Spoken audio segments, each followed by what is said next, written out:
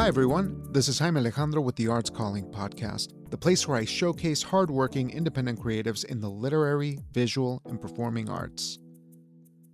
Before I get to our guest, I do have a small favor to ask of you. If you have enjoyed the conversations we've shared over the last few years on the show, it would really make a difference if you could rate and review Arts Calling on whatever platform you are listening. Also, if you like this or any previous episode, do me a favor and share it with someone. Just one person. That alone would help out tremendously. Otherwise, I already can't thank you enough for being here and sharing your time with me. So here goes. Today, I am delighted to be Arts Calling author Lee Upton. Let me tell you about our guest. Lee Upton's comic novel, Tabitha, Get Up, is forthcoming in May 2024. Another novel, A Literary Mystery, will be out in May 2025. Her books include her 7th collection of poetry, The Day Every Day Is, from Saturnalia Books, 2 short story collections, a novella, 4 books of literary criticism, and an essay collection. Her poetry has appeared in The New Yorker, Poetry, and Southern Review, as well as 3 editions of Best American Poetry. She is the recipient of the Pushcart Prize, the National Poetry Series Award, Poetry Society of America Awards, the Miami University Novella Prize, the Open Book Award, the Saturnalia Book Prize, and other honors. And folks, I hope you enjoy this conversation as much as Lee and I did. This was a great chat. We covered not only her latest upcoming work, but the idea of the mystery as a foundation for storytelling. We spoke about how every writer is something of a biographer, experimenting with form, and so much more. Once again, thank you so much, Lee, for your time. And without further delay, let's give Lee a call.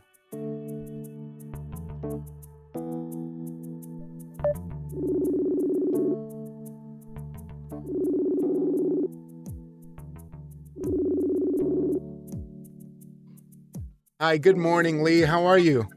I'm great. Thank you very much. How are you? Oh, I'm wonderful. I'm especially happy now that we get to chat. I've been reading your book, and it's been such a wonderful time that I just wanted to pick your brain and make sure that we can cover as much as we can so we can tell folks about it. But before we talk about your latest work, though, I'd like to start at the beginning and maybe ask you a few things about where you're from. So maybe we can start with where you're at these days. Okay, well, for about the past 35 years, I've been living in Easton, Pennsylvania, but I'm actually from Fowler, Michigan. I grew up on a 140-acre farm there.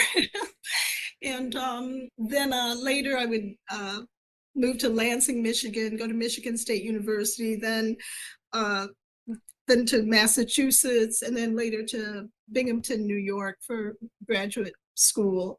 And then I've settled here. I've taught at Lafayette College here in Easton for 35 years. And, I stepped away from teaching. I'm now right full time. Oh, wonderful. Wonderful to hear. So when you were younger, do you recall what works inspired you or how you began that creative spark? I know that people have a lot of ways into this, and ultimately it's I don't know, it could have been an educator or a book that really stuck with you. Well, my mother she would give me a lot of Shakespeare. And she tells the story that when I was a little kid, she'd find me in the basement acting out Shakespeare. And I wouldn't know even what the words meant, but I must have, thought it was of interest. And so I wrote, pretty early, but I was particularly interested in poets, but I thought poetry was written by dead people. I didn't understand that actual living people wrote this. And then, I wrote a lot. Probably in high school was the only period when I wrote a bit less during those travails of those years. And then when I was an undergraduate, I rediscovered poetry again and fiction again and started writing. And I lived in a house with these wonderful people who were writers as well, and who are still friends and who I cherish. And I think being among other writers was really useful to me. I think that's so important. So I invested a great deal in poetry, then in graduate school. I began writing about other poets too, and I tended to write about poets who I thought were misread or misunderstood. And at the same time, I was still writing fiction. So I just kept going on, writing more and more. I love writing, and I'm almost an obsessive writer. I write much more than I would ever even wish to publish. I like to experiment and all. So this new novel was really exciting for me. Oh, Thank you for reading it. absolutely. I'm thrilled about getting to ask you in particular about the format of it, and maybe we can just talk about the novel because I think it's a good place that intertwines a lot of what I was going to ask you, and I feel like it might be appropriate. But one of my favorite things about it, of course, was Tabitha, and the name of the novel is Tabitha Get Up, and so I wanted to ask you about the wonderful forms that you use in this piece. It's so curious in the way that it's constructed, and I wanted to ask you how you find this vessel for such a character and have those things align so well. I feel like Tabitha in this form of looking at the world is very much you have text messages, you have these conversations over the phone, you have so much in so many different forms, but it fits within her worldview, within her perspective. And so I wanted to ask you how you arrive at that, because it's such a wonderful form and device for her. Oh, thank you. Thank you for reading it so carefully. Well, there's an actual origin story for the novel. I wrote a long short story, which was a failure. It just didn't work. Too much was going on in the short story, but it's been a very fortunate short story for me because Tabitha came out of it, as well as the another novel that's coming out next year, Mm, which is a literary mystery. So the original short story, Tabitha came out of it because at the end of the short story, there was an email. And the email was from a biographer like Tabitha, who wrote to her publisher, like I have Tabitha do. But she was a very obnoxious person. This person in the short story was very obnoxious, but I loved the rhythms of her voice. I, mhm. I loved them. And I started to write a novel with her. And then I realized I can't spend 300 pages with this woman. I just can't. She's so graspy and greedy and shallow. And I thought she's fun and she's got a lot of energy, but do I want to live with her? And so I thought about her more, and that's how I created Tabitha. I kind of took some of that energy and that wish, almost that desperate wish for a job to make Mm, some money, yeah. and then put it in a kind of other vessel. The reason I think why this novel, and like most of my other work, is in segments in a sense, is because they're notes. Tabitha is a very vulnerable person in some ways and a very courageous person, but she's trying to keep herself from descending into sadness. So Mhm. she writes notes to herself and she tries to document her own experiences continually. So it was, I think the form came about partly because of that email. So once I started with an email, I thought, oh, this is really a nice format. And I've talked to friends who talk about regretting that, that writing fiction involves a world where people text, people can always be in communication with each other. Mhm. But I kind of love that for a novel Yeah. because it just allows for more miscommunication. And so much of life is about being wrong. And so that was how I created this character, first through that sort of galloping, insistent voice. I had such fun with it, and how she doesn't have a kind of filter. And so I made her too out of people I care for, who I think are kind of priceless. So I combined a number of a number of people. Mm. Yeah. And I mean, I thought it was so brilliantly done that I'm still thinking about, in particular, the way that the forms revealed her behaviors, her true natures, I think, because there was a lot of push and pull, but you used those forms, and in particular it did feel like sort of like a steamrolling train coming at you.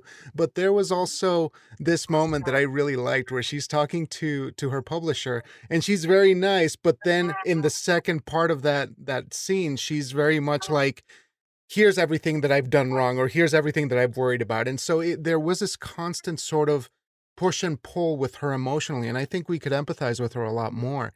And even something, for me that I just thought was so wonderful was like, she was just acknowledging, maybe I should get a job, maybe I should go back to the credit report company, or the last place that she had worked. And I just thought that was so brilliantly done. But if we could look at the idea of biographers and why biographers, because there's an interesting quest there. Definitely something that we could talk about.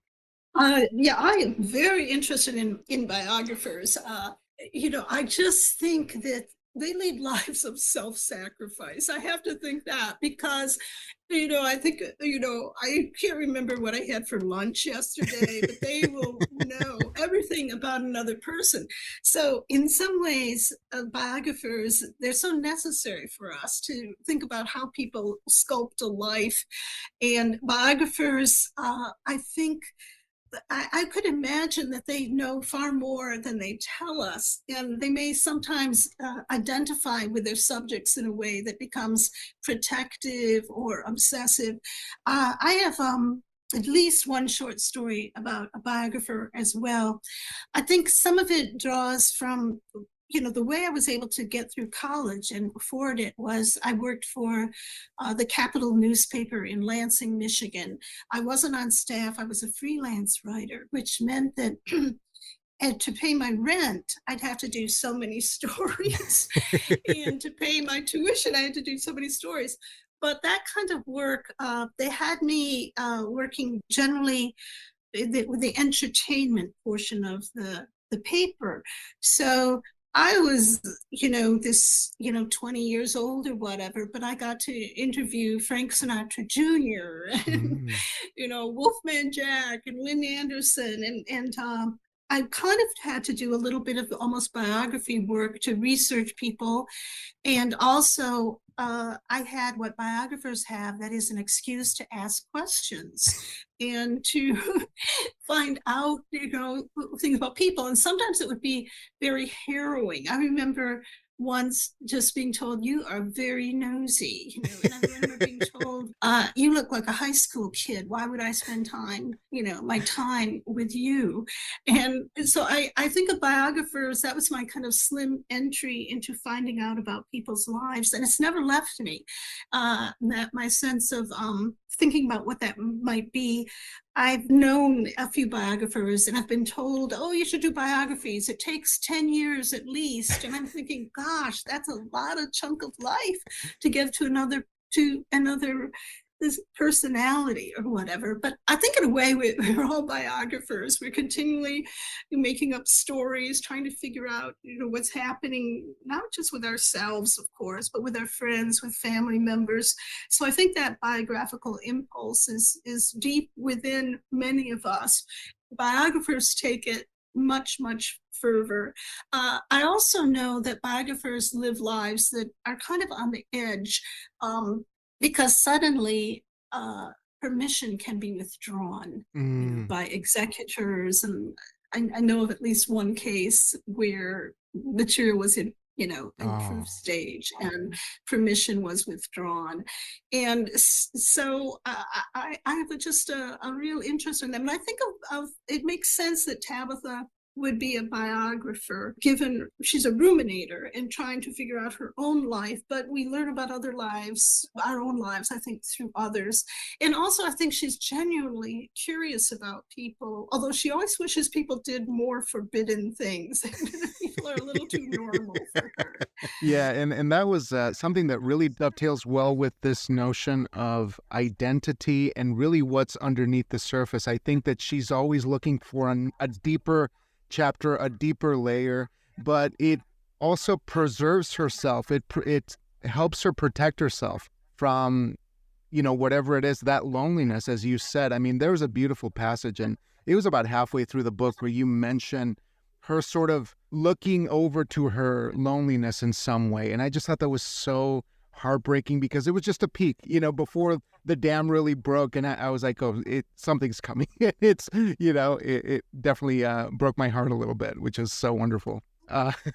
You As you continue the work to bring these people together, who were the characters who came after? Because of course you had Tabitha first, but who else started making their way into the creation of this world? Piper Fields, who is the children's book author, who's also an author of erotica with a kind of a fanatical cult following. I'm trying to think. I think I tried to write a short story about Piper Fields, and it didn't quite gel. So she's was moving around in my consciousness a bit. I was very fond of writing Tabitha's mother, who's close to 90, who is the most self-absorbed, inflated personality, but I loved her. And I know that she's insulting. I know that she, pushes a great deal onto her daughter, but in some ways, psychologically, she's an easy mother to have for an adult daughter. I mean, you're never going to change a parent anyway, especially one near 90, but there's something about her. She never needs anything. She needs Tabitha to do little errands for her and to create these spice jars that are for a charity, but she never believes she'll ever die. She has no pity for others, but in a way, she's not self-pitying. She's too self-glorifying. So Tabitha doesn't have to kind of take care of her or worry too much about her. Mm. And also Tabitha has that wonderful nephew, Leon. I have wonderful nephews and nieces. My brother married very young, and there are 14 years between us. So, and he had children, he and his wife, very young. So my nieces and nephews, some of them are, the ages are relatively closer than one might expect. Mm-hmm. But I thought Leon as a character is just an absolute support for her. He's actually 1 year older, her nephew. And as children, they really grew up together. They were really, really feral. To create the grandmother Maddie came in a bit later, because I thought Tabitha has to have someone who helped raise her, given her mother's all-inclusive self-focus. And so I gave her this interesting grandmother who really likes Sylvia Plath and feels she understands Sylvia Plath, but helps Tabitha and Leon as children. I mean, they were really neglected. They had burrs in their hair, but because they were neglected, in some ways that let them be original people without, the pressure of adult consciousness continually telling them how to feel, how to think, how to behave, how to sit, how to eat. So there's something about the two characters where there's real deep love between them, and also a deep need for freedom, but real problems outside one another. So those were some of the characters who came in gradually.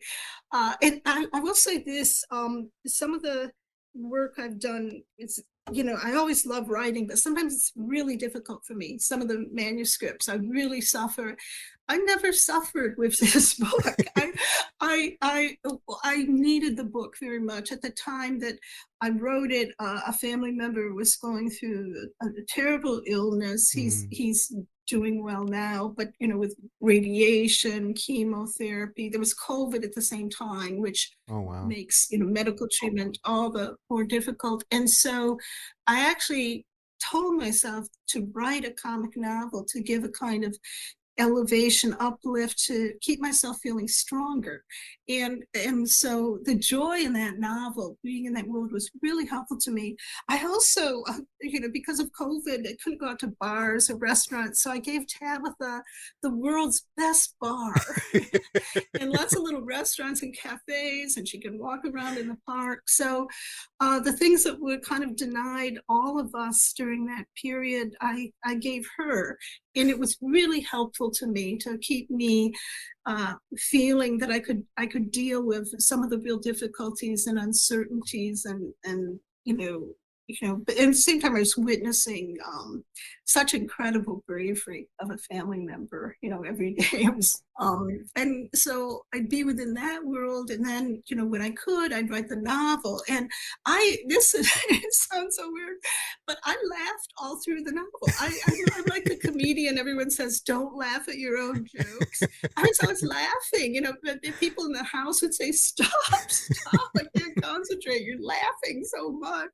So I'm so glad that you found it funny. That's always my fear, that people will read it and just feel blankly toward it, not have any response whatsoever.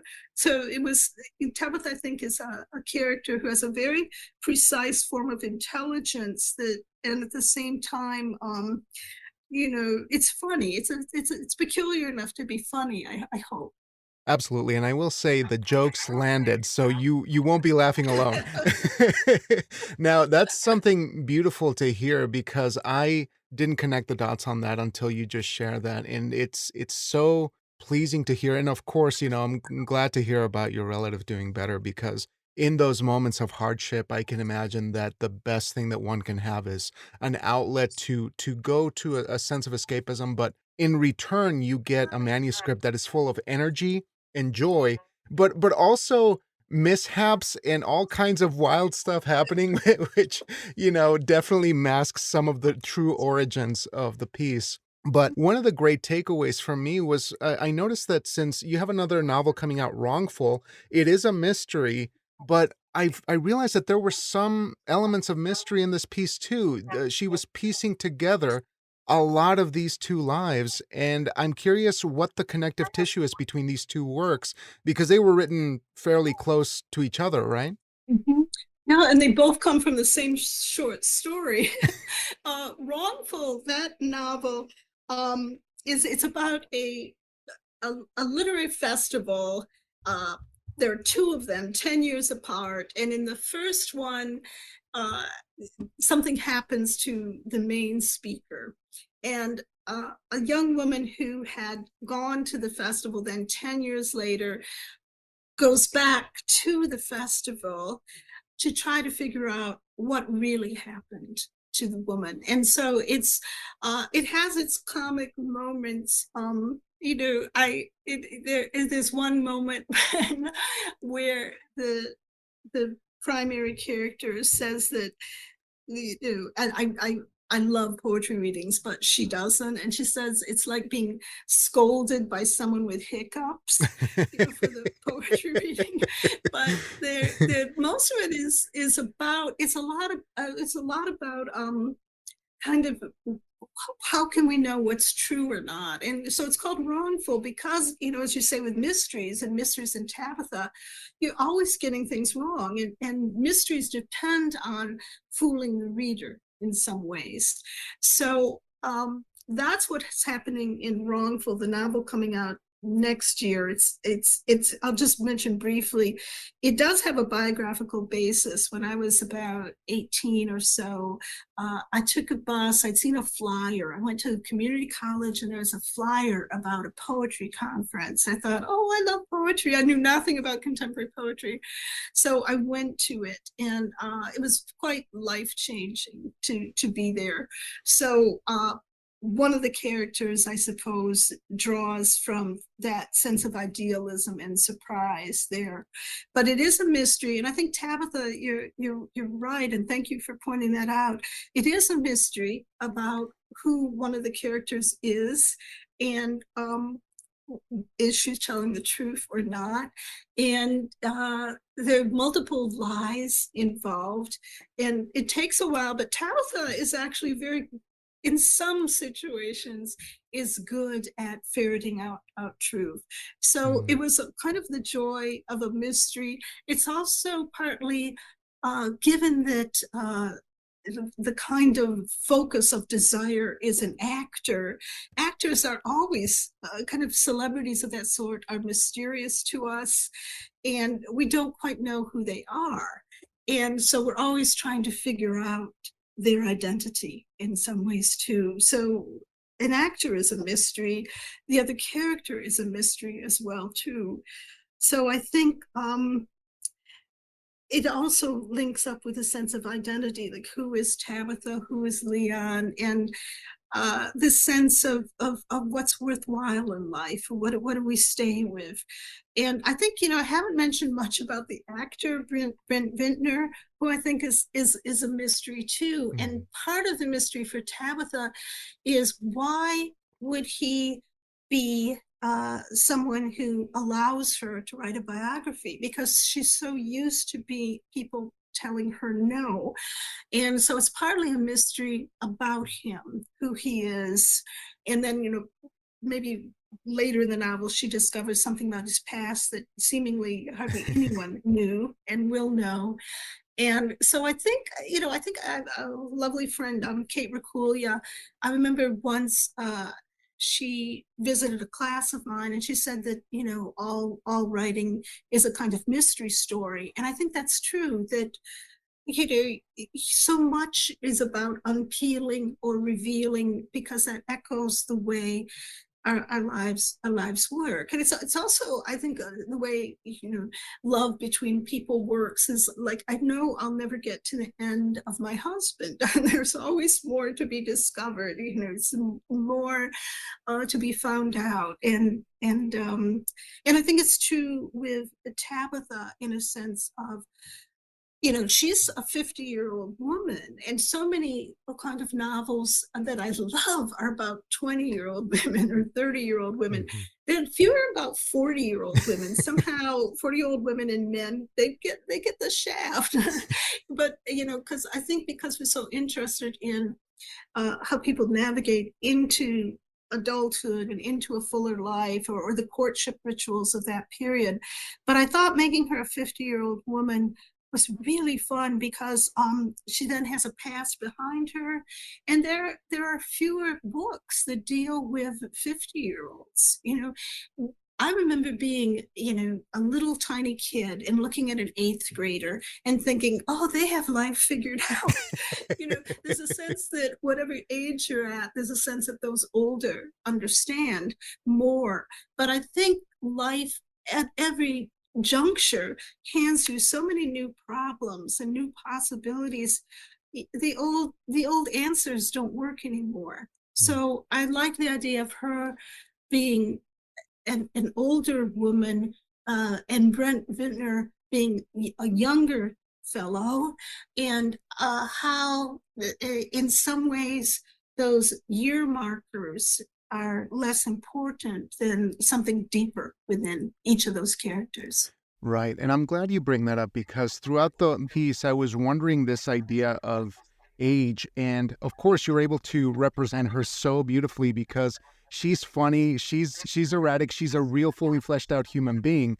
But at the same time, I was always left curious with the questions of, like, we're making comparisons here at the same time. You have Tinker Flats, who's walking around with her boots, and there's this distance, and you're still identifying those gaps. But at the same time, it is one of those things that just makes you so happy to see somebody, no matter what their age is, going through certain struggles and facing them head on. And I think that was her triumph in many respects. But I don't mean to digress, but I love that you have tremendous experience across various forms, various genres, and you do criticism as well, as you mentioned. And there's so much here that I imagine was helped forward by your use of many forms across your artistic or creative output. And I'm curious if we could begin with criticism. What has that done to your writing, and how do you incorporate that into the work that you're bringing out now?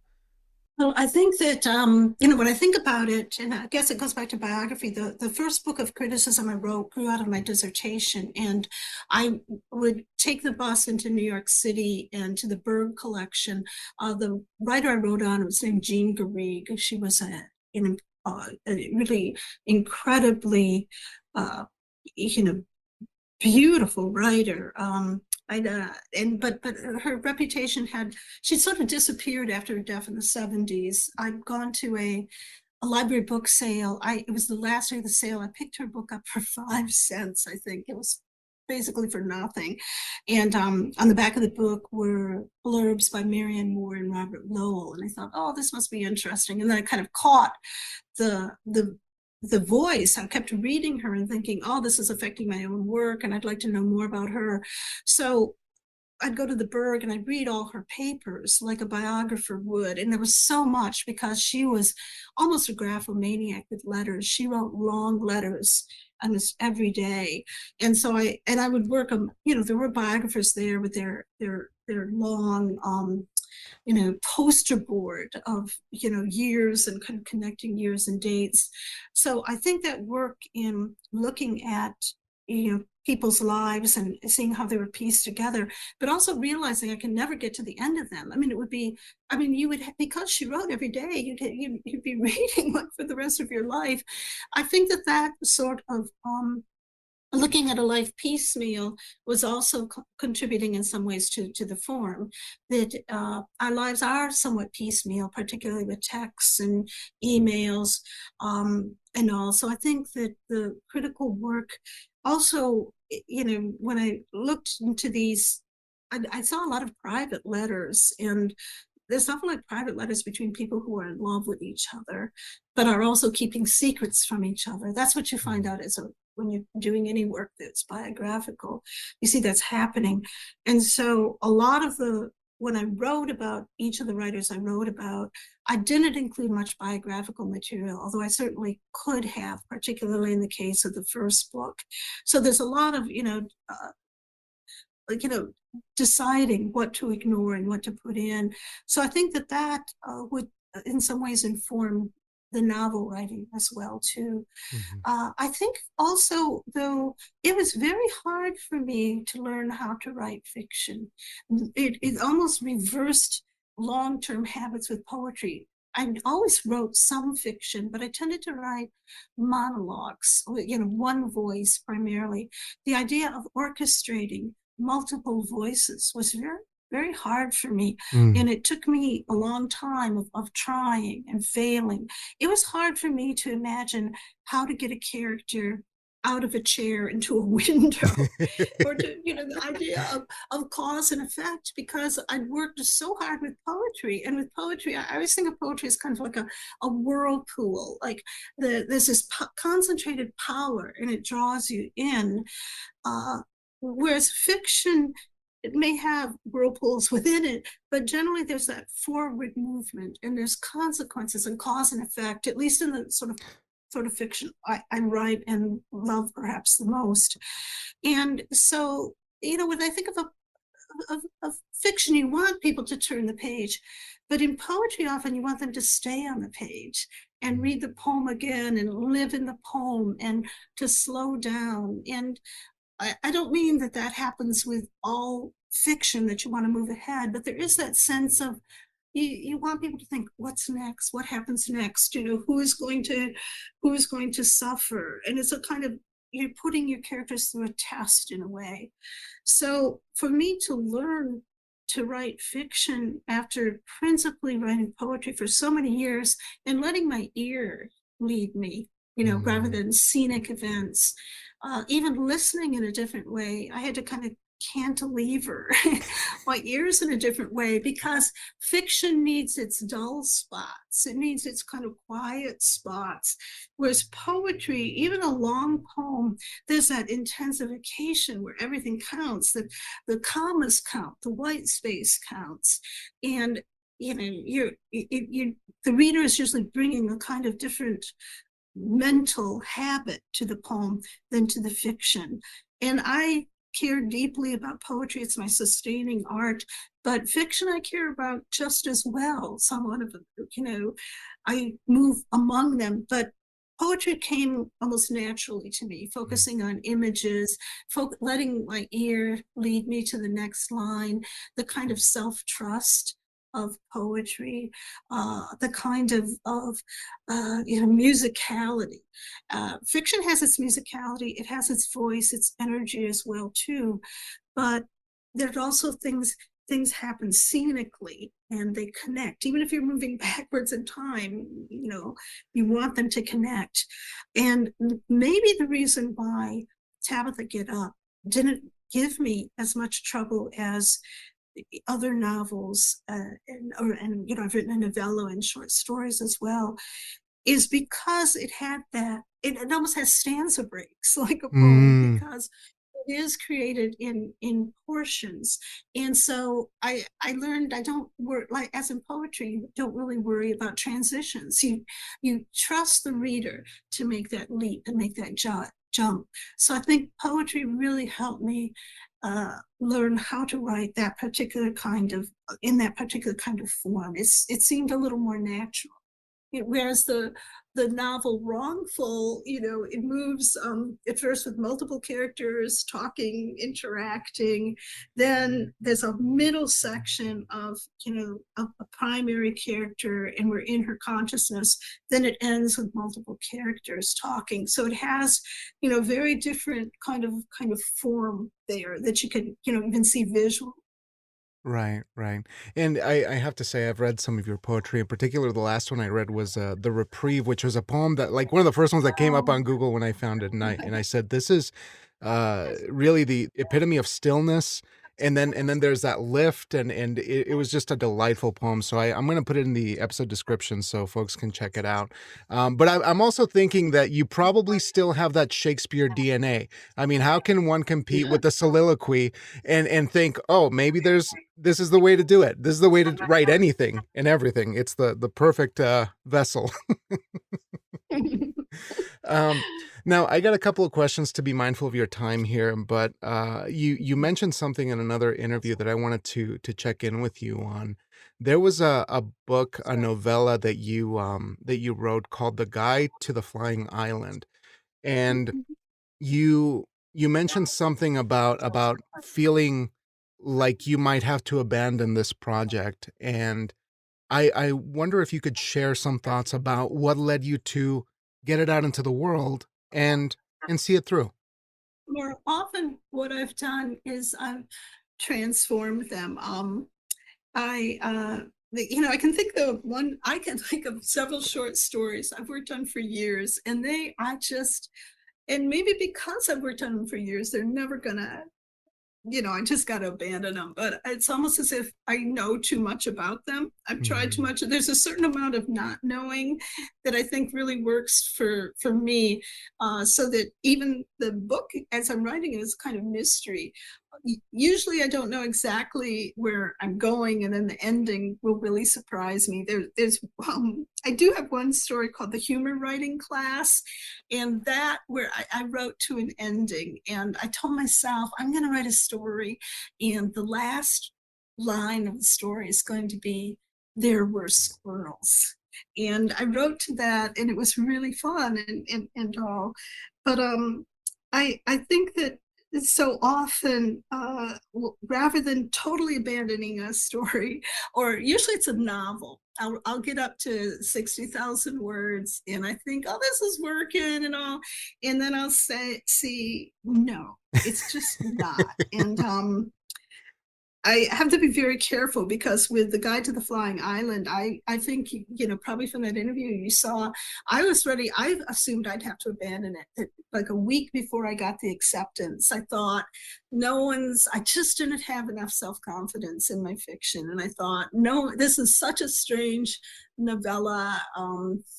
Maybe I can shorten it, make it a short story. I can do something else with it.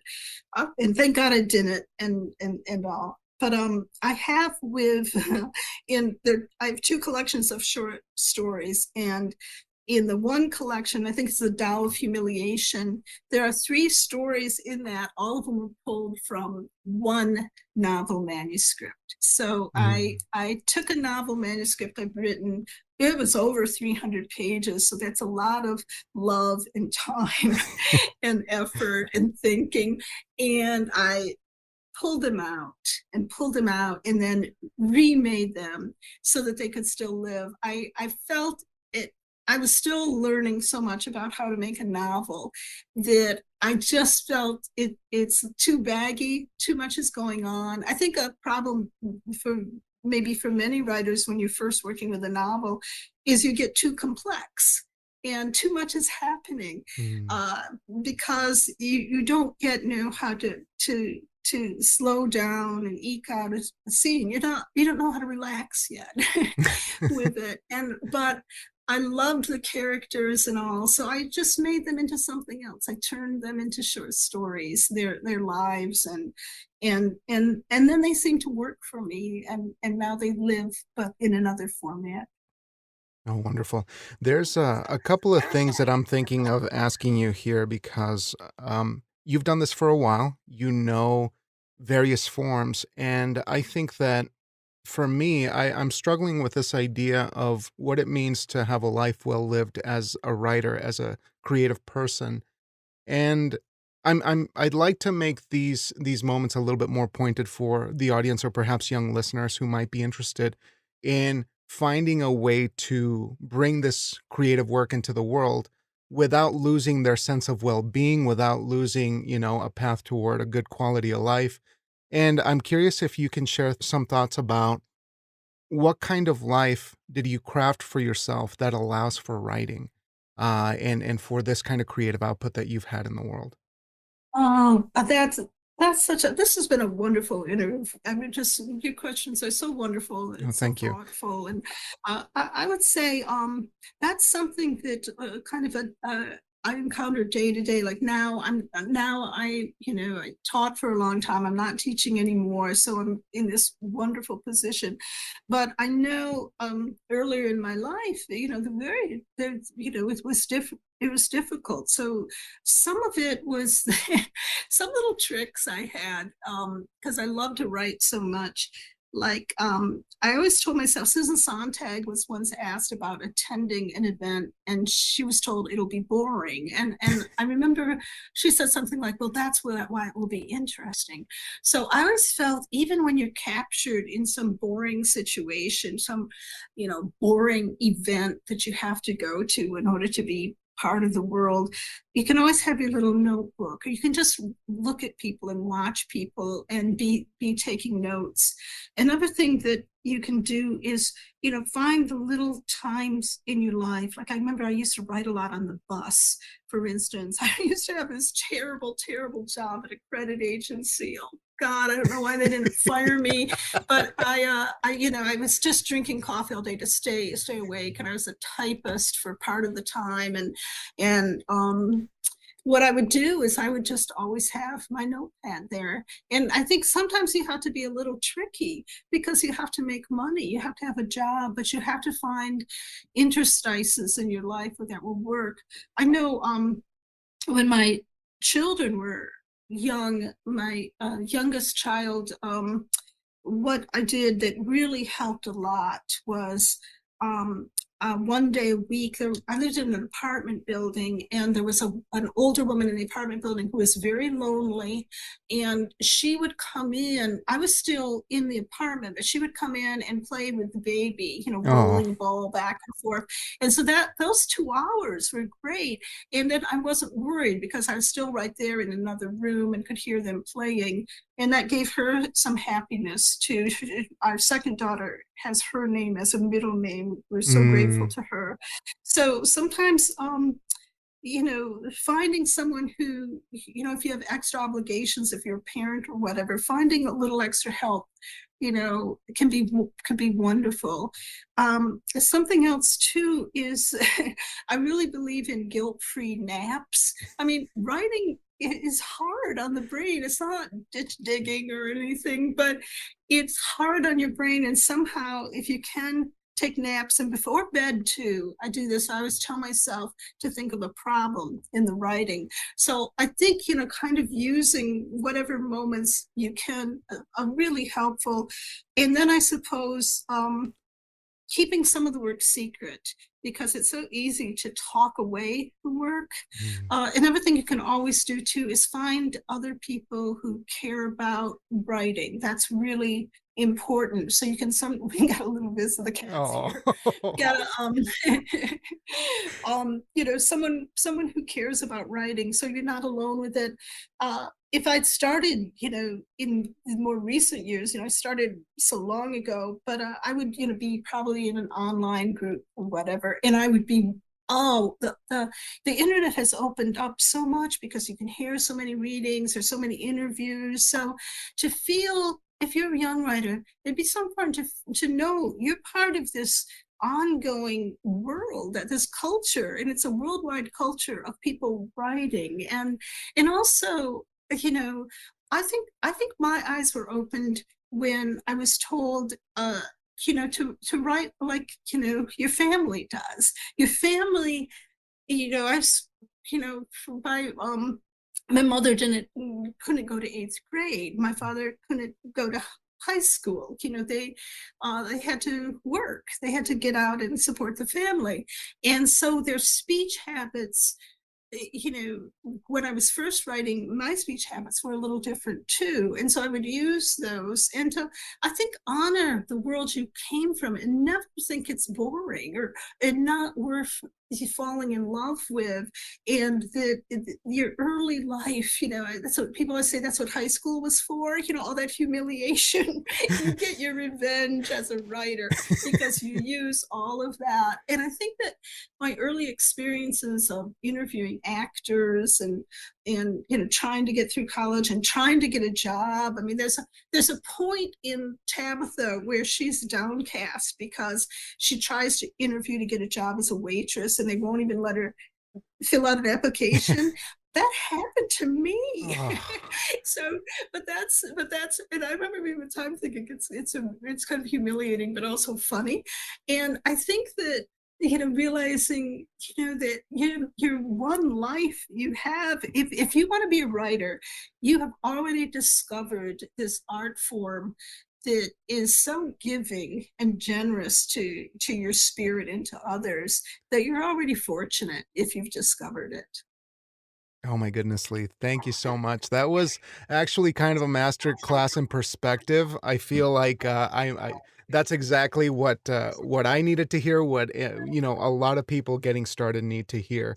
But I have one more question because I think I'm going to make this an official mandate of the podcast. You have to introduce your cat now. Anytime I see a cat, your cat has to be introduced because I mean, I want to be friends with your cat. I'm just saying. Well, this is Chrissy, and he's a very good boy. And I would love to introduce you to, but I can't. We have a rabbit. A rabbit turned up on our driveway. It's so sad. Someone had abandoned this baby pet rabbit, Oh. and I was exhausted, dehydrated. So I didn't know what we brought the rabbit in, and then we posted that found a rabbit, and no one came forward, and I didn't know how to take care of a rabbit, and I emailed friends. No one wanted the rabbit, but pretty soon we were in love with the rabbit. And he's a house rabbit, but he has his own room upstairs because of this guy. Oh yeah, yeah. I don't think some people have their cats and rabbits get along, but this guy, he's a little mischief maker, so I wouldn't trust him in the same room with the rabbit. But I'm glad you get to meet him. Do you have a pet? I do. I have two cats, and they are ridiculous, and they are one of the best parts of my life. So I'm certainly a fan of cats. I want them with me all the time, and they're great editors. They help me remember that nothing is as important as a good guilt-free nap, as you said. That's brilliant. Yeah, yeah. Well, that's it. In the Tabitha Get Up, Tabitha at one point says that, for a single woman, cats are a matter of survival. Oh, So she loves her cats too, although they're not always nice to her at first. Oh, Yeah. goodness. Yeah. Well, Lee, it's been such a wonderful time talking with you. I know that we've just scratched the surface with, the novel and with your trajectory, which has been just phenomenal. But I just want to thank you so much because this is a really funny and witty and so surprising piece of work that I'm thoroughly impressed. And I'm just a huge fan of your fiction and your poetry. So I just can't wait to read your next work. And hopefully down the road, I can ask you more questions about your libretto and more poetry and all of the other forms that you've tackled, because this is just such again, a guilt-free way to look at creativity and just reaching for what is interesting, for what you love.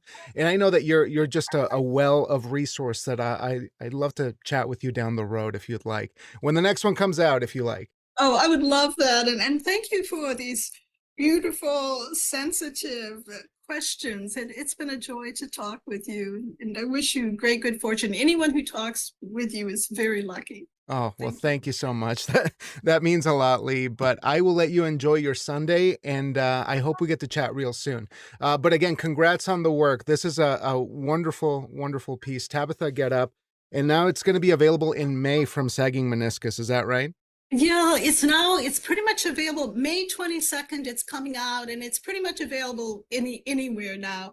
Amazon doesn't have the cover, but it has the cover for the Kindle edition. So maybe even today they'll pop the cover on, but every other site has the cover. So they can get it at, bookshop.org or Estusom, or it's everywhere now. Wonderful. Well, I'll be sure to include all the links in the episode description so folks can check it out. But again, Lee, what a pleasure and what a great time this has been. So I hope you enjoy your Sunday, and I'll talk to you real soon. Okay, thank you very much. Thank you. Take care. Bye, Chrissy. Take care. Be good. Bye. Bye.